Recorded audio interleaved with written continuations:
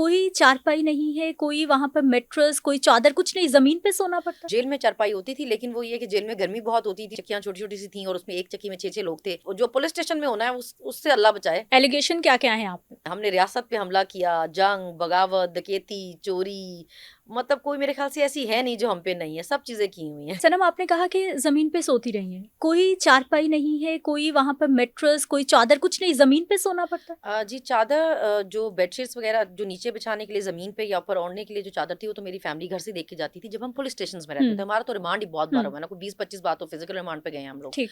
इन cases में। Jail में चारपाई होती थी, लेकिन वो ये कि जेल में गर्मी बहुत होती थी, तो वो सेल्स आपको पता है चक्कियाँ छोटी-छोटी सी थीं और उसमें एक चक्की में 6-6 लोग थे, तो मैं तो वहाँ ज़मीन पे ही सोती थी। जाए-नमाज़ मैं नीचे बिछा लेती थी, हुँ। तो मैं उसपे ज़मीन पे ही सो जाती होती थी। वो तो कंपैरेटिवली थोड़ा ठंडी लगती थी मुझे, तो मैं इसलिए लेकिन नीचे जो थाना है वहाँ पर आपको कोई सहूलत नहीं मिलती थी वहाँ जी, पर? थानों का तो बहुत ही बुरा हाल है। अगर आपको रिफ़ॉर्म्स करनी है तो आपको ये देखना चाहिए कि ख़वातीन जो हैं आप उनको थानों में किस तरह रख रहे हैं। इतना बुरा हाल होता है थानों में कि आपकी सोच है। वहाँ पे कोई जो नशा करके ख़वातीन आती हैं जिनको ये लेके आते हैं नशे में जो पकड़ी हुँ। जाती हैं, वो भी उसी जगह पे वो वहीं पे वॉमिटिंग कर रही होती हैं, वहीं पे अपने कपड़ों में सारा कुछ कर रही होती हैं और वहीं आपको उन्होंने वहीं पे रखना होता है, उसी सेल में। वो अगर वो कुछ भी नशे में कर रही हैं, वो आप वहाँ पे ही हैं, कुछ और नहीं हो सकता आपका। आप भी वहीं ज़मीन पे हैं। बदतरीन एक्सपीरियंस हाँ, थाने का या जेल का क्या रहा? पुलिस स्टेशन का तो एक्सपीरियंस हमारी ख़वातीन गिरफ्तारियों से तो डरती ही नहीं थी, वो पुलिस स्टेशन के उससे डरती थी कि जो जो पुलिस स्टेशन में होना है उससे अल्लाह बचाए। गिरफ्तारियाँ तो जब हमारे रियरेस्ट होना शुरू हुए तो हमारे लॉयर्स ने कहना शुरू कर दिया कि भई ना कराएँ ज़मानतें, ना लगवाएँ ज़मानतें, हुँ, ये तो लंबा ही चक्कर चलता जाएगा।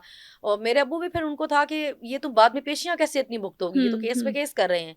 देन डॉक्टर यास्मीन ने बुलाया मेरे अब्बू को, उन्होंने बोला कि मतलब मुझे आपकी बेटी से बहुत उम्मीद है और आप भी बहादुर इंसान हैं, तो मुझे हुँ, पता है कि आप लोग लड़ लेंगे ना, तो आप मेरी बात अगर माने तो आप इसकी ज़मानतें ज़रूर रखवाइएगा। हुँ, हुँ, क्योंकि मुझे भी उन्होंने कहा कि अगर तुम ज़मीन पे सो सकती हो, मुझे पता है कि बहुत बुरा होता है वहाँ पे एक्सपीरियंस, सारी लड़कियाँ मुझे बताती हैं कि जिस तरह होता है, लेकिन अगर तुम ये मुकाबला कर सकती हो तो करना।